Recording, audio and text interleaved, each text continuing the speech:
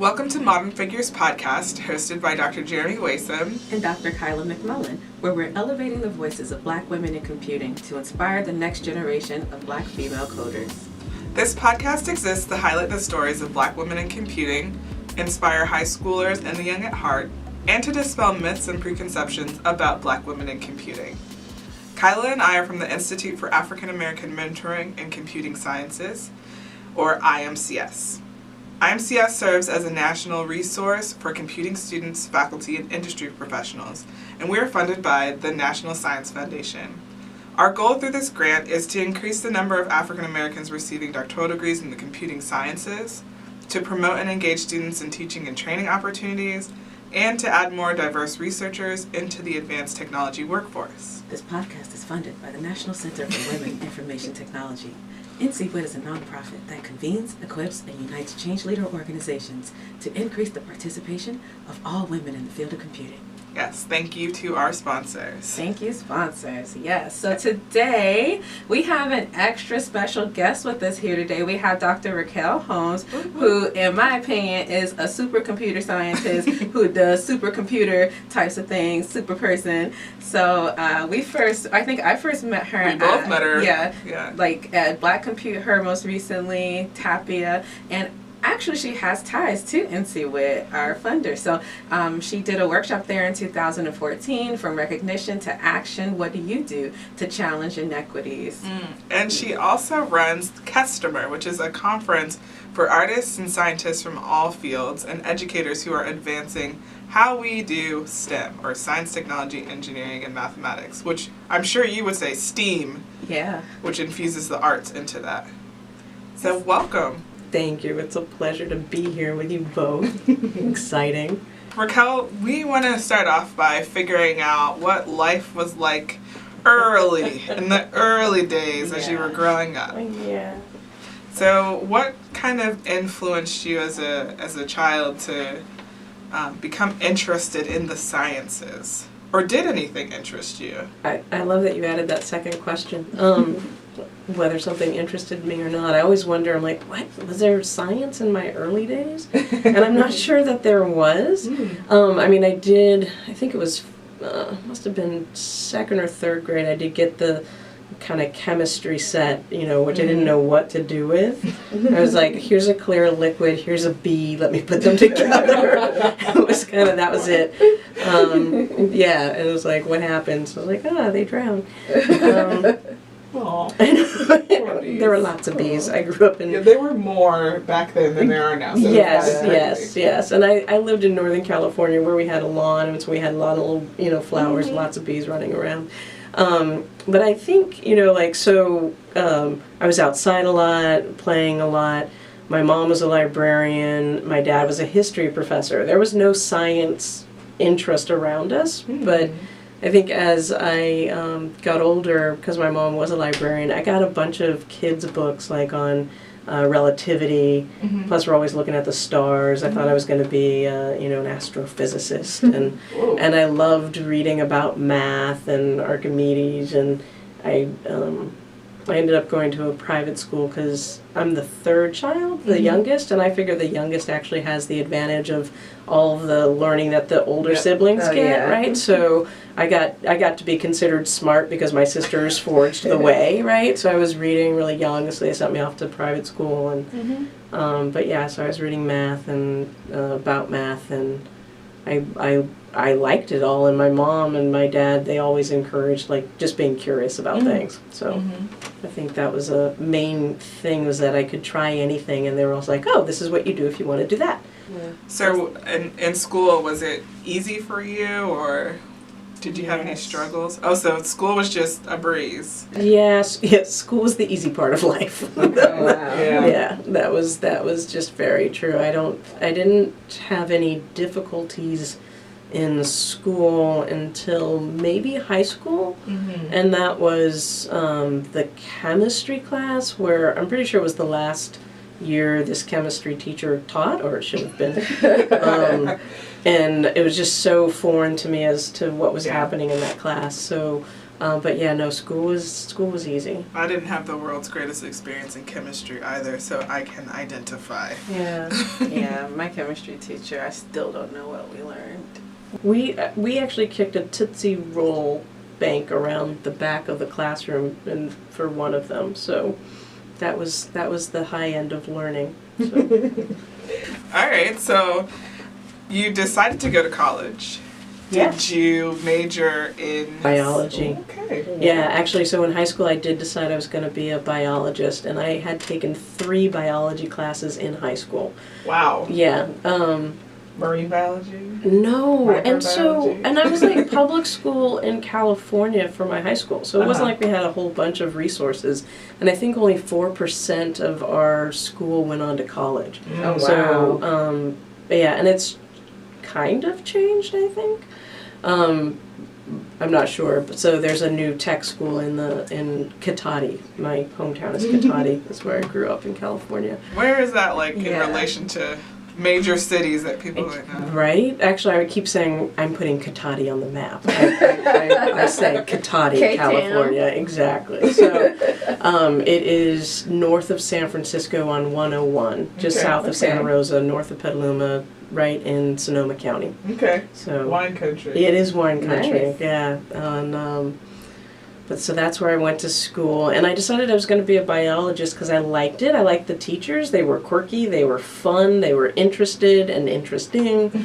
I kind of wanted to have a day job while I figured out how to change the world. Okay. So biology was going to be my day job. Actually, I was still thinking about doing mathematics, but when I went to college, I'd already taken, again, my dad was a history professor, so he made sure that I went to summer classes because I was interested in math. So Yeah. I took trigonometry, I took, what else is there in between? College algebra. Yeah, basically like college pre-calc algebra. and calculus. Yeah. So, but then when I went off to college, when I was taking the calculus, I wasn't doing well. And I couldn't understand because I really enjoyed the math. And then when I went to the professor and I said, well, I'm not doing well, what do you, I do great on the homeworks but not on the test, my professor just looked at me blankly and was kind of like, it had nothing for me, had no Wow. suggestions. So that ended my math career. Really? Yeah, That's really. awful. That is crazy. Right? Everybody's got at least one of those awful Oh stories. yeah, I definitely have a few. Yeah, yeah. But the fact Yeah. that you're like, hey, I need help, and he's like, help cannot be had here. Oh, it was a woman. I don't know what makes it worse. Right? Like No. that it was someone who was discouraging you. Yeah. Well, Yeah. and not an active discouragement, but just I think there's a thing when you go to college where professors, when they don't know how to be helpful, Yeah. kind of leave it on the student as if it's the student's inability, motivation, student's problem, and instead of kind of going, well, I'm not sure, Yeah. you'll have to figure that out, which Yeah. is an honest response, right? Or Um, even just pointing them in the direction of additional resources that Exactly. they can use, which most likely exist on their campuses, but they just probably aren't aware of. Exactly. So none of that happened. Yeah. And it was interesting because I went from being like the A student in my school, Rancho Cotati, to Williams College, Yeah. and on the East Coast, so from California to the East Coast, from public to a small Ivy school that most of the students are coming from prep backgrounds on the East Coast. Completely foreign to me in a number of ways. So my first year was really trying to figure out, and also, so my dad was a history professor. I grew up on a state campus in California, and when I went to Williams, I was like, there are no adults here. There are no adults. How are we supposed to learn? Right. Right? Because like there's something to having a mixed environment. You get to learn from different experiences. And I couldn't figure out where people were studying, how people were studying. It was kind of like this in the closet activity, and I'm like, what's going on? So I wasn't doing well, actually academically in my first year and a half at Williams College. But I'm a science person, right? Yeah, I'm like right. math, science. And I pestered my biology professor, Marcia Altschuler. I love this woman, and I had a crush on her. So that was partly why I pestered her, right? It was like, use everything you've got to pursue your dreams. I was just like, hey, you know, like, what's biology? What does it mean to do biology? Is it reading the books? Is it doing labs? Like the things we do with classes? She's like, no. And finally she said, well, do an independent research project with me. Cool. And she actually said it was to get rid of me. So she wanted to dissuade you. Exactly. But in the course of that, we discovered, like, oh, wait a minute. I have this wonderful curiosity. I ask great questions. I can think through all of the situations. I could do research. It was the coursework that wasn't happening. Anyway, so I ended up leaving Williams. I went to UC Santa Cruz, did research there, which was exciting and different. It was a completely huge school. Still very white, but one of the differences, people studied in public. that was a big deal.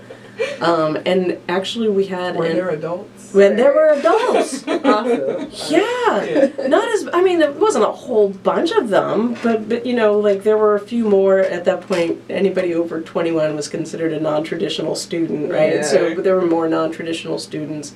Different life experiences. I think mostly that's what was important. There were different life experiences. And I got to study with 8 other black women doing biology, and we were so different.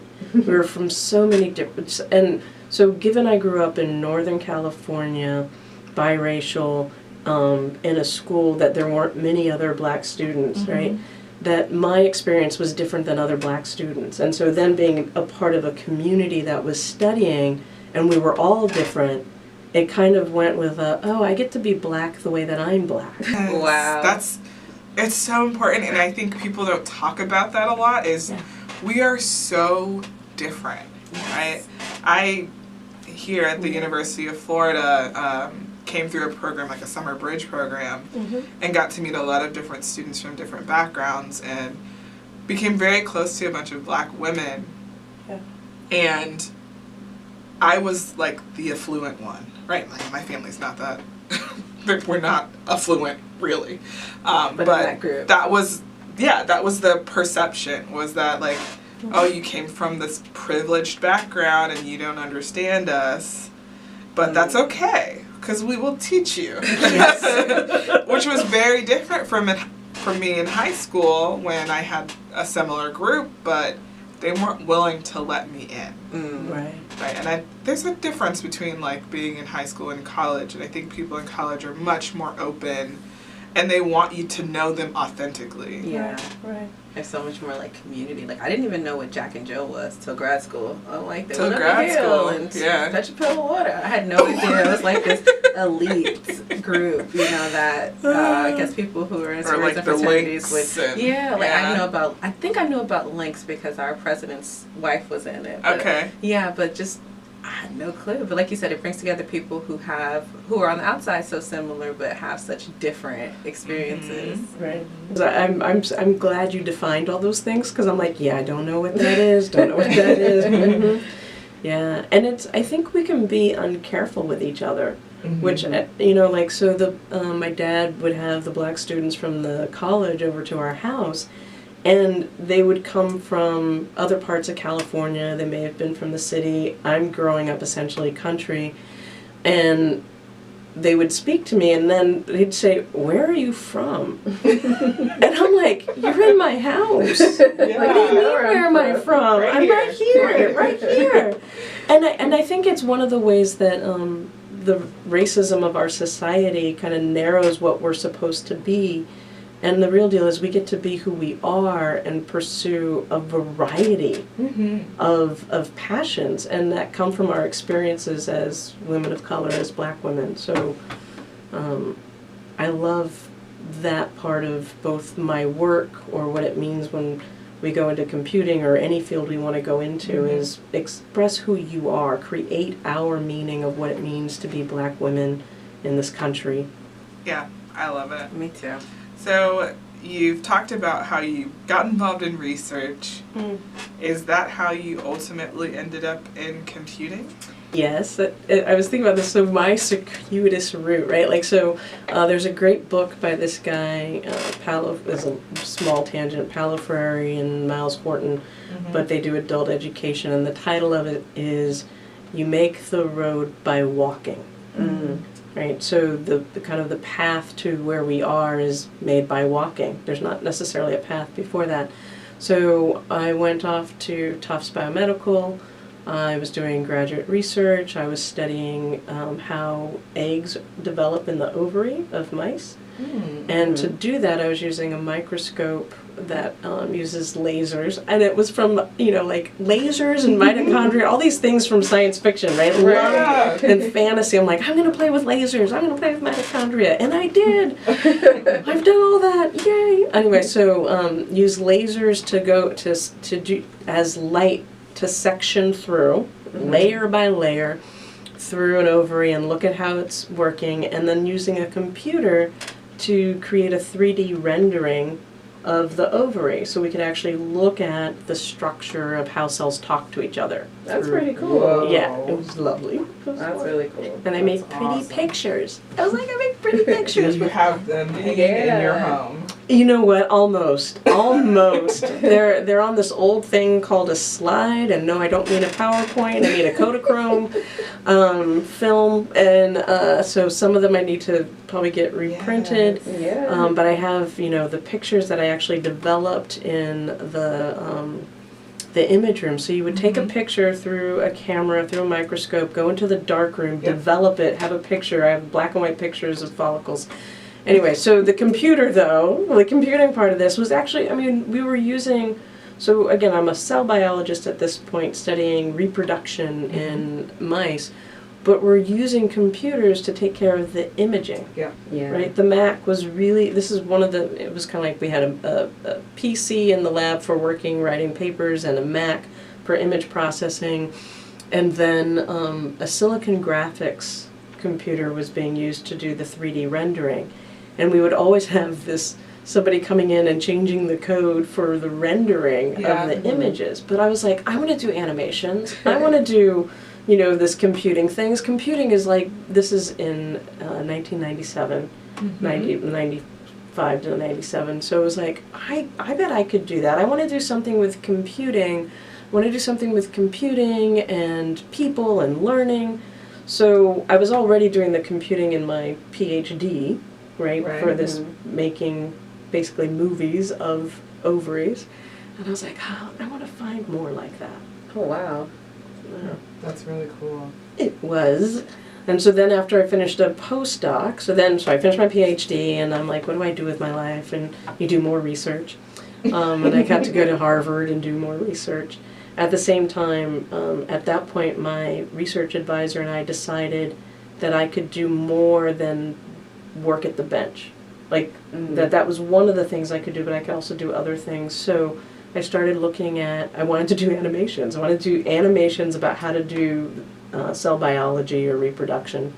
And that's computing, right? That was still computing. So I went in search of educational research. Oh my goodness, it sounds like a bunch of big words. But, right? That's what it was. Researching how we do education with technology. And then while I was looking at that, I met a guy, Roscoe Giles. Oh yeah. That's a lovely human being, fabulous human being, That's awesome. who he's trained as a theoretical particle physicist. Oh, nice. He's an African American out of Chicago. Yeah.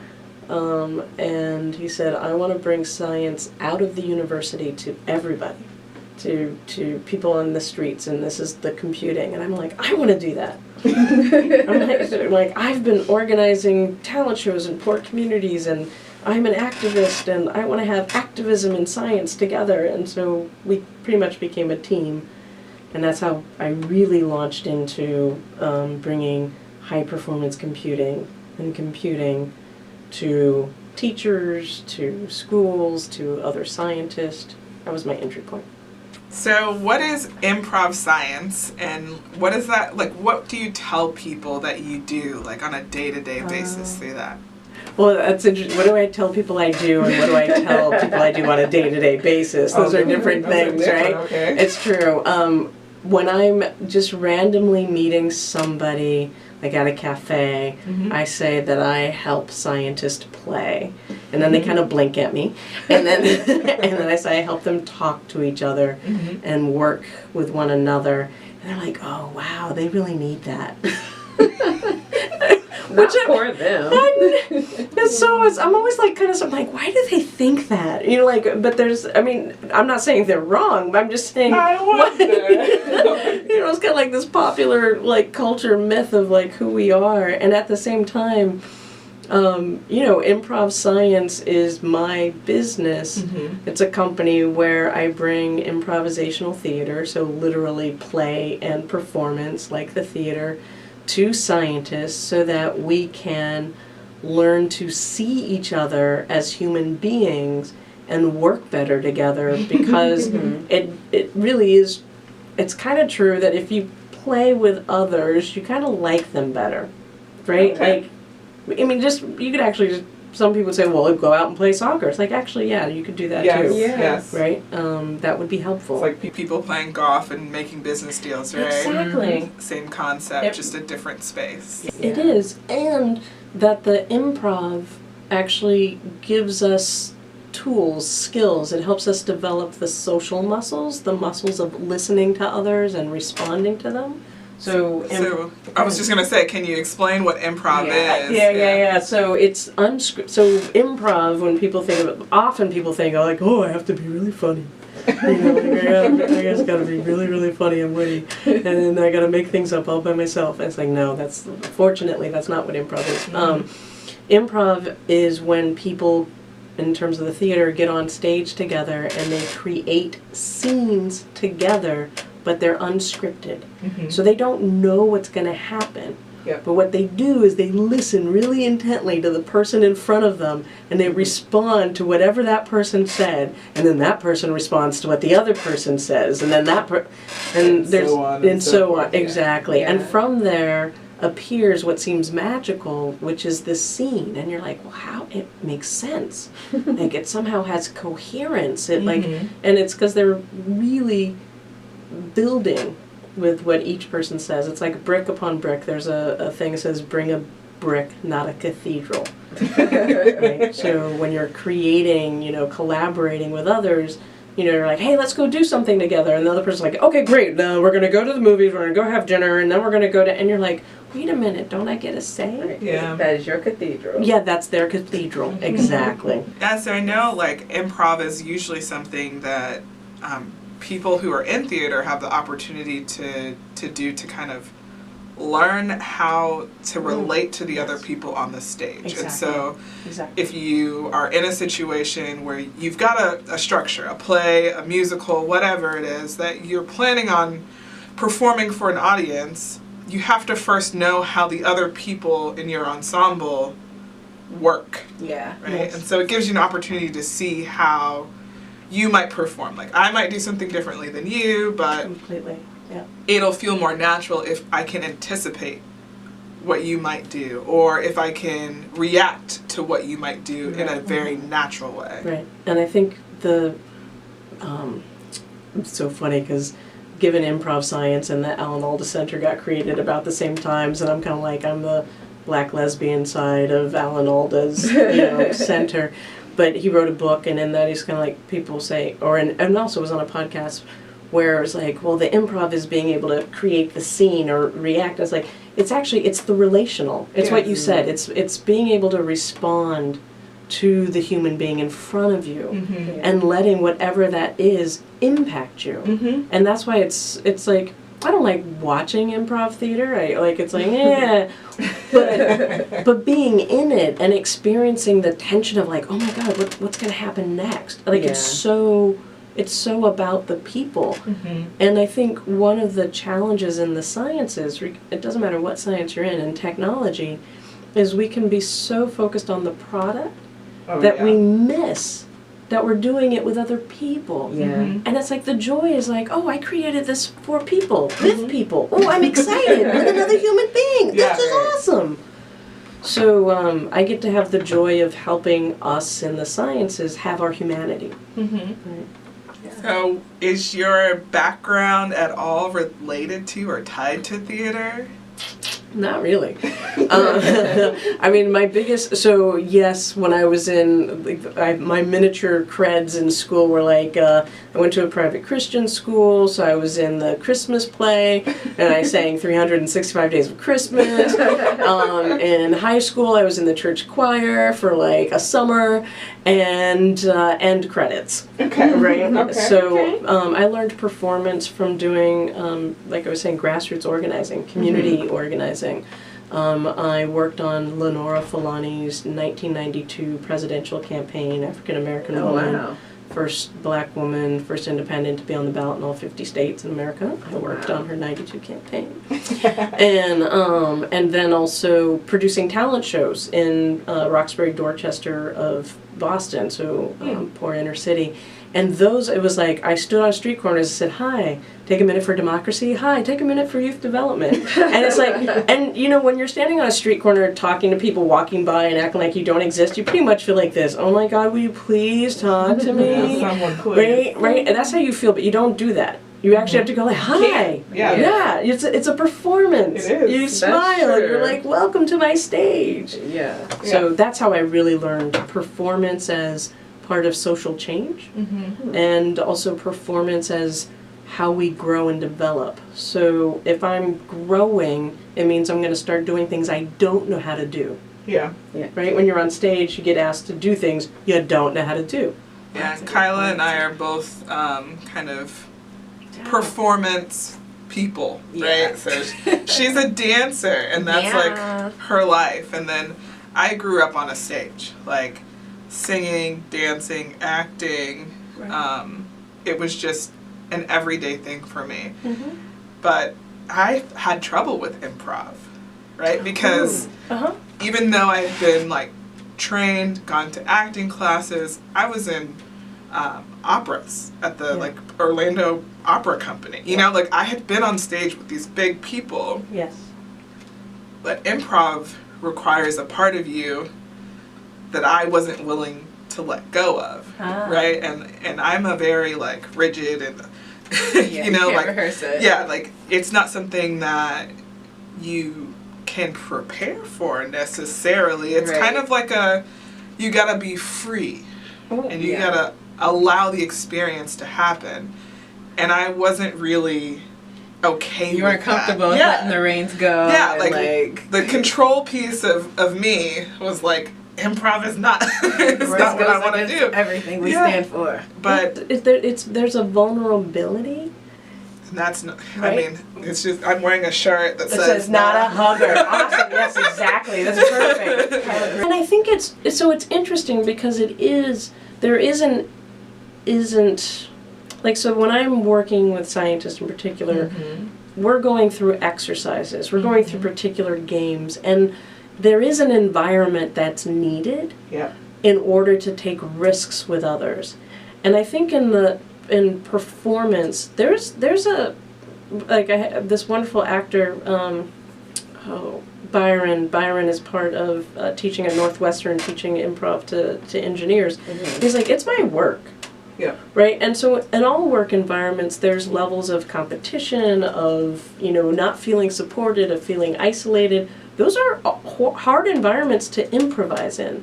So my work is to invite us to create an environment of appreciation, where we're appreciating each other so that you can take the risk of saying something that by itself means nothing. But when the next person says something, it develops meaning. Yeah. So it really is a development of the collective, of the ensemble. Yeah. Is it Byron Stewart? Who's the one at the top? African American. Byron, please forgive me. Yeah, he looks African American. Beautiful side shot. Nice close. Yeah. Yeah. Let's say it is so. Is that Northwestern? Yep. Yeah. Yep. Interesting. I mean, I think the importance about so there's this analogy of the gymnasium, that what we're doing is creating a moment like a gymnasium, where we do social exercises that as adults and even as teenagers we're not used to doing anymore because we've learned not to play, right? Yeah. That's been crushed in some ways along the way. So we're going to do these awkward things so that we can be more responsive. We can be with one another. The world has us very isolated, so we actually have to intentionally develop the muscles that allow for us to create with each other. That's a good point. So I want to know, so you never completely left the science world. So like, what were the reactions from like your colleagues when they heard about what you were doing? Well, so whether it's a good improviser or community organizer, it grew out of what I was already doing with them. Okay. So this wasn't a shock, this was a continuation of what we'd been doing. So, for example, in supercomputing, which I started going to in 1998, I was part of organizing both the education program and broader engagement. Broader engagement is the bringing of women and minorities to the conference to support their participation in high-performance computing. So I would talk to people about how this was a new cultural thing, or this was kind of like a performance because we're changing the way we participate in this stage known as a supercomputing conference. So, and the people I was working with are people who were for inclusion. Yeah. Right, they're like, how can we bring people in? So and there's not a script for that already. Yeah. Like in life, there's not a script for where we're going. It's unknown. So here are these creative people, and I would say, occasionally we would do. In fact, actually, it was 2008 was we did a session called "What Would High Performance Computing Look Like If You Were in It?" Right, like in the inside of it. If you were in the field, Okay. right? Because we're students and if you were in it, and so it was an improvised response. We played it. There's a game called a three-headed panel member, basically. Like there are three panelists: Roscoe Giles, Greg Moses, Yolanda Rankin, and they spoke in one voice as if they were one person, and that's how we responded. So in some ways it was like, what? And no, I'd never. And in other ways it was like, well, of course Raquel would do that. Yeah. And the other part was people saying thank you because they got to interact with each other again as people rather than as if I'm going to be a scientist and then computer scientist, I'm only supposed to know everything, and which in itself is crushing, right? How do you know everything? And I'm only supposed to speak in a monotone, that's not who we are. So hopefully anyway. Yeah. Well, and it's interesting because now, as I said, I'm like, I do know some people who speak in monotone. Well, right? what about the monotone piece? I mean, like that whole package of like, I know everything. I'm, very rigid, and I only speak one tone. And, and one thing, one topic, and that's it. We don't talk about anything else. And I mean, those people exist. Yeah. But the people that you want to create and innovate with. Yeah. They're not those people. Right. Not living inside of those artificial boxes. Right. And they're not inspiring our future generations. Right. Well, and so I'll break it out a bit because I think some of the things is our work environments don't allow for us to discover who people are. Yeah. And so often people will come off monolithic, but we don't know because the environment isn't supportive enough, isn't welcoming or personable or whatever. Like, it doesn't know how to build with the contributions of everybody to know what's possible, like for that person, right? So monoliths appear. And then I think the inspiring is you can have somebody, this is the community. This is where I think the importance of building your lifelong friends, building your colleagues who you can be like, I have no idea what my next project's going to be, or this is my question. But when we build community, you can have the person who really only has one note. Yeah. Be part of building something fabulous. Yeah. You definitely can. And I think that's where I think the improv allows, and again, I'm not just thinking improv theater, but being able to say, I'm a part of something, a bigger collection, whether it's my class, whether it's my family, whether it's the field, that is the freedom of ensemble. Right? And that everyone has a role. Everyone, right. And our job I think as a species, and in the sense of inspiring the next generation, Mm-hmm. is to keep creating community in a way that people can come and build together an environment where people are able to thrive and where they're able to keep growing. Can we do an exercise that maybe people can hear? I think so. I was thinking, I do improv online, like on Zoom, is one of the things I do. And then also, I'm going to bring this in as when I teach science at the All-Stars Project in New York, there are exercises that we start in the classes there. So, you guys just get to play soundball. So we'll see how this one translates. So soundball is typically played where you stand in a circle, and one person has the ball. So I start with this ball in my hand. And when I pass it over, Really? Exactly, that was awesome. Technical difficulties over here. So that was the mic drop. Start over again. Yeah, but we're fine. When I pass it, so the best part about improv is whenever there's a mistake, it's part of what we build with. Because the importance isn't we passed the ball perfectly, but it's like, oh, we did this together. Yeah, right. We played together. We failed together. We made a mistake together. Yay, we failed. That's one of the exercises. So I might pass it to Kyla with a sound like bloop, bloop, bloop. And Kyla would catch the same sound and ball. Bloop, bloop, bloop. That was Exactly. wonderful. That was great. Yep. And then she would pass it over to her colleague. Meow. And you- Wow. Exactly. And then you pass one to me. Thank you. And then we applaud out loud, yay, because we all played and we supported each other by catching each other's ridiculous sounds. But it's a nice way of being supported. We don't, as kids, at least up until we're 5 or 6, we're pretty much supported to do anything. Yeah. And that creates a great environment for growth. So fortunately, we can actually play games again together, intentionally, consciously looking at how we're responding to each other and reignite growth. It also makes you happy.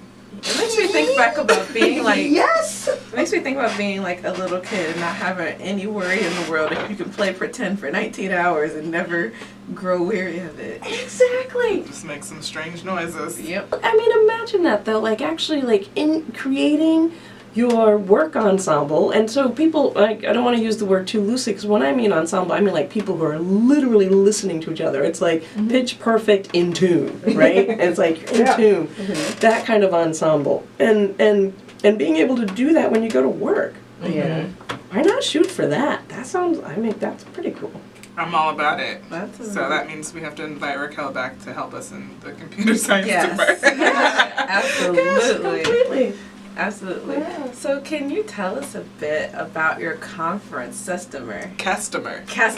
And see Stemmer. Should I say it again? No, it's funny. That's great. That's perfect, actually, because at the finale of our last one, because we do it biannually, every 2 years, so we just, in 2017, we were at the Goodman Theater, and one of the skits that was performed in the finale of the conference. How often do you get to say that? The finale of the conference. I was going to say never. Right? Not in computing. Hey, we don't know that yet. So one of the skits was actually hey, have you heard about this conference, customer, customer? Oh, yeah.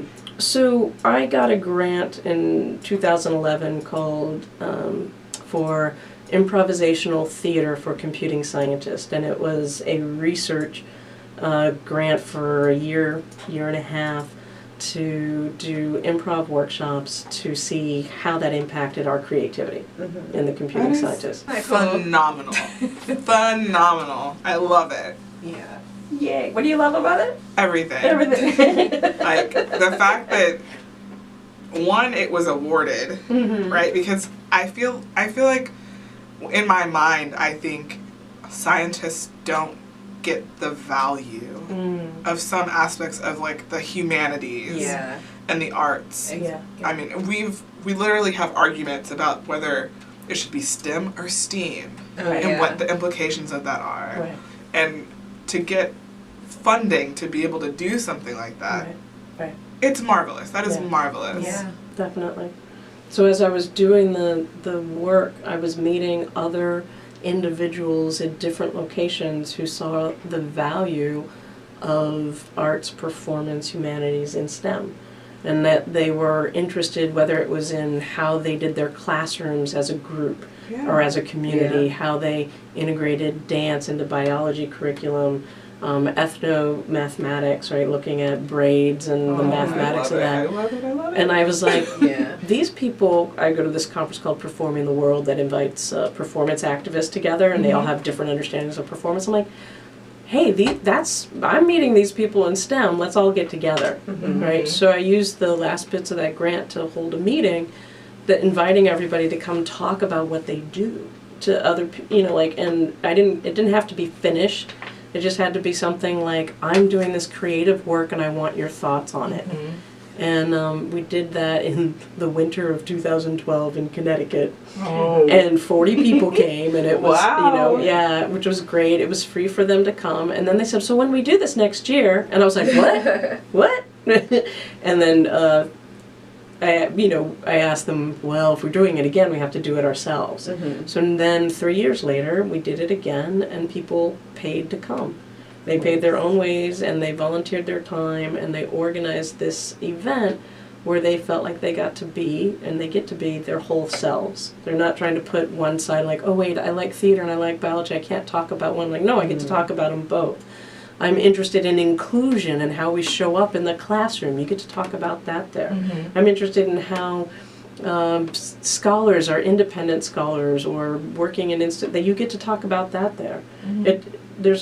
People come to build community and to look creatively at how arts, humanities, and STEM are a unity rather than separate things. I'd love to see something like that actually brought in the students to that space too, Yeah.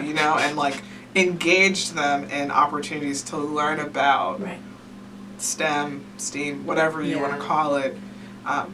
I think it would inspire people. It does. Like, at least that's what they it say. Inspires us, right? Yeah. Like as scientists, like it inspires us or engineers. And I think for too long the messaging about creativity in these hard sciences and maths, like the messaging has been wrong. Yeah. Right, It's like- like downplay creativity. Like you can't be this, I don't know, like out of the box kind of human. Right. And I've had people tell me, every professional test that I've taken on, like, this is the type of career you should have, has never, Never been what you did. never been Right. engineer. It's never engineer. Yeah. And people say I don't belong. Right. But to me, it's like, no, I belong. Yeah. And I mean, the grades worked out so that I did. Right. At the very least. At the very least. But I belong because I feel like I have something valuable to share. And they're not seeing you as a whole person because they're saying, oh, this one quality of you is saying that you don't belong here versus, hey, this is part of a person as a whole package. We're not just one, I don't know, attribute. Right. I think it's like there's a narrowing of our understanding both of people and of the disciplines. Yes. Right? Yeah. Because it's like, oh, well, you have to be this kind of person in order to do engineering. It's like, why? Yeah, why? Like, Yeah. and then to perpetuate that by telling someone who's passionate about Right. science and math and engineering related fields. Like, if I'm passionate about that Yeah. and you discourage me because I'm creative, Right. what kind of message does that send? Yeah. Not a good one. It's like further isolation. It's like, all right, so I have to act exactly like you if I'm going to be successful. So I enjoy being weird, right? Like perceived as not belonging because I get more space to be myself that way. Yes. And I think like I have opportunities to go talk to people about what I love and what I'm passionate about. And when I do that, they see the science in a different way than if it were coming from someone who didn't have the creative pieces of who I am. Yeah. I would say also it's like a highlight because people remember you when you're the outgoing one. So, you know, if you're doing good work and you want people to remember you, it's all right. I am proud to stand out because you can remember this girl who talked to you, you know, for the whole time. You know, regardless of the fact I'm oftentimes the only black person in the room or the black woman, you're going to double remember me. Right, because I'm not going to stand in a little box on the stage. I'm going to be in your face and, you know, challenge you in ways that other people might not. Exactly.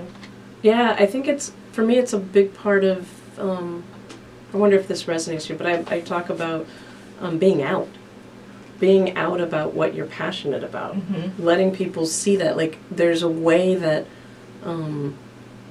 we go into the science as an engineer because we are passionate about it, and then along the way it's as if we're not supposed to be out about that. We actually care about what, like you're not supposed to know that I really geek out about how the sound moves around, right? Or that I, you know, yes, that was Raquel. You know, it's like, yes, of course be geeky about that and invite people into it. Really, like more people share it. Right? Like in some ways it's like maybe the tagline for scientists at customers, share the love. Yeah. Do you remember the hashtag, like, I look like a scientist that went around? You know, like, that's how I felt. Like, I felt like, oh, I have the opportunity to show people that, like, I'm an actual person. And, you know, like, I can be super fabulous and awesome and be in this space. I could not. Like, I could just be a regular, down-to-earth human and be in this space. Exactly. Yes. And that's fine. Exactly. Whatever you bring to the table, it's needed. It's needed. See, for me, I had the other side of that. When I was in grad school, they told me, or at least my advisor told me, I had already passed quals, passed the exams and everything. And they said, well, they're having some, what's the word? That just challenges controversy over whether or not you should become a candidate because of your extracurricular activities. So like I was the vice president of basically a graduate version of the National Society of Black Engineers. We had our group called SMESG, which was black grad students, you know, just trying to live their lives in engineering. And there was a women in engineering group that I was also the vice president for. And I'm like, number one, I never told you none of y'all in the department I was even doing any of this. So somebody snitch. And then number two, even if they did snitch, it's like, why is it thought of as, oh, you're not, he literally said they doubt if you're serious about your work because you have all these other things going on. Like, you can't be a person. They didn't even know I danced. I was like, well, you need to be worried about the dance recital, actually. I have a Facebook group called ImprovScience, which is a closed group. I mean, pretty much when people ask if they can join, I say yes. But it was started because at the time ImprovScience was created, it was kind of, you wouldn't tell people that you were doing something related to theater or something that was mushy, soft. And that's changed in large part because we now have science communication, which then people say, okay, well, improv is part of that, and yes, you're doing your professional development. I was like, that's true. You know, the reason we want this is, you know, like, your whole self matters. Like, I've been playing with this, I have so many thoughts from what you guys were saying. I just loved everything you said. One is like, as researchers, scholars, we are our instrument. Right? So it's our intellect, it's our experiences, it's our curiosity. So the more places we can develop that skill, like, we should be in that, right? Like, that's so... Developing our instrument is more than just a specific particular skill. It includes that, but it's more than that. And it's Martin Luther King. We need a society of the maladjusted. And it's like being weird is being maladjusted, right? and it's the maladjusted because it's the not being satisfied with having to cut off parts of yourself in order to fit. We should all be maladjusted to things that dehumanize us or make us less than ourselves. And that, I mean, we experience that a particular way as black women, and it's not just for us, right? So I'm like, yay maladjusted, be as weird as you can be, and always fight for having your whole life rather than just a part. Yeah. Yeah. So Raquel, how is it that you bring your whole self to like the roles that you have? Because you're faculty and you run an organization. It's basically like a CEO of a business. Yeah. And so- Yeah. I know. I'm like, do I change my name to president now? Yes, it's the only president I'll be. So, which is good for us all. I was thinking of that because there's, how do I bring my whole self? And I was thinking with a lot of support. So, and I have multiple hats, and Kyla and I were talking about this. I said something like, you know, in all of it's like my hats, my different roles are kind of different wardrobe, right? Because it's all me. It's all me. And so I have different groups and people that I go to, that I have conversations with, who help me see me. Oh, that's nice. Right? That's so nice. That's like beautiful. Yeah. What's resonating for you in that? Like, I just feel like I have a lot of moments where I get lost. You know? Like I'm having a rough day today, and having other people to like be a mirror and like remind you of like where you've been and how far you've come and what you've put yourself to. Yeah. Yeah. Is so important. Yeah. I think, Kylie, you're saying yes too. Oh yeah, I was agreeing. Yeah. And I think, you know, there's lots of language that says you're supposed to be self-motivated and know yourself, and there's all these, it's kind of very individualistic. And I think that's hurtful because we're a social species. Yeah. And the ways that I know how to grow have to do with that ensemble again. But building relationships where people are saying to me the things they see or have heard me say, I want to grow around, right? Like, so one of them is like, well, you created ImprovScience as a platform to help scientists change the culture of science in a way that supports them. Sometimes I forget that. Right? I mean, it's a pretty lofty goal. I like big goals. Yeah. It's, you know, easy to fail at them. You need, you know, that's the moonshot or star shot, whatever. But that's helpful for when I get into, well, I wasn't able to respond to that person very well. You know, you get really small and self-critical. It's like, yeah, but that's not what I'm doing. It's not. It's not. It's not about me in that way. It's like something larger. So I have people who, like, I have a business peer development group. I am in a coaching group, so I have a coach. I am in a not supervision, but a colloquium where I talk with other people around my own coaching practice, like how I'm coaching and growing. So I'm constantly organizing people to help me do what I want to do. How do you, how would you encourage students to find support like that? Yeah. Well, it's a great question. I think it's, you know, it's one like, hey, I want to go to this, maybe it's this weird trigonometry class and this lecture, do you want to go? And seeing how people respond. And the person who says, yes, I want to go too, that's somebody to ask again, right?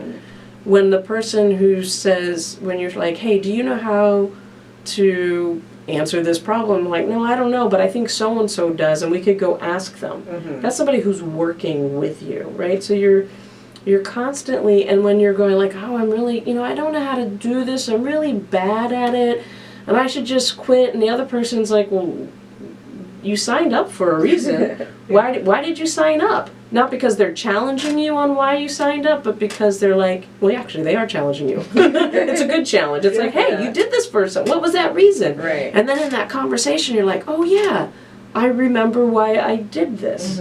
Right? So there are people who, they're not always saying the nice thing to you, but they're working alongside of you. So, I mean, it's a back and forth. It's a trial and error. It's kind of, it's building community, really. Building community that's like, this is what we're going to do. Yeah, I was thinking, part of what we do through IMCS, and also part of what NC WIT does, is provide these spaces, right, through conferences that we host and events that we have, for people to find their tribe, right, and create the community that you want to see, because maybe those people aren't near you, right? Yes. Maybe they're not on your campus or in your classrooms. Hopefully they are. Yeah, like I was telling the students this year, I'm like, there's so much technology for you all to keep in touch beyond this conference. I expect to see at least no fewer than 5 group meets after this thing, just because even when I really got into this sort of group of Black people who are getting PhDs in computer science at the same time as me, everyone was at a different school, and we would do all kinds of stuff together. If it was, just accountability, hey, did you turn in that draft you said you were going to turn into, to hey, my advisor is cray cray, let me tell you what happened. But like you said, it's all about the community regardless of like where they live. And it's building it. I think that's the one thing, so I think we could say find our tribe. I think you have to build it. And there's and it's being serious about your own seriousness. It's a weird thing, but it's like sometimes like, oh yeah, wait, I am building a business. Let me act like I'm building a business. Let me talk to people that way. Let me have people talk and tell people like, hey, I'm building a business. Will you talk to me as if I'm a business owner? You can invite people to help you grow. And I think when we get into like I have to find it, it's the wrong. I just think it's a wrong approach. I think we get stuck. It's like I can't find it. I don't know what it looks like. And it's like no, you have to build it. It really is a creative process again. Yeah, and it goes back to like being willing to play. Yes. Yeah, and inviting people to play along with you. And in the ways that you want to be playing. Right, because we get to say how. That's we don't always get to say what we get to work with, but we can say how we work with it. Well, Raquel, I think we're going to have to invite you back. Yeah. Because this has been wonderful, but we didn't really get to talk much about high performance computing, and that's fine. But I really love that you found a way to kind of infuse your skills as a community builder, really, into the sciences and into computer science specifically. So where can we tell people to find you? Ooh, lovely. ImprovScience.org and it's ImprovScience, all one word. At the conference, which is spelled CESTEMER.org. That's customer.org. And I'm, email me and I will respond. That is part of that's. As an improviser, we build with all offers, and I'm interested in building with everyone who wants to build inclusion in our sciences. Cool. What's your email for them? info@improvscience.org. Nice. Good. Great. So as always, you can find us on our website at modernfigurespodcast.com. You can ask us questions at askus@modernfigurespodcast.com. And you can find Kyla and I on Twitter. Kyla is at Dr._Kyla. Yep. And I am at Jeremy Waysome. So until next time, drink some water, eat some vegetables. And be extra, just like guacamole, because guacamole adds quality. It isn't just extra for no reason. Amen.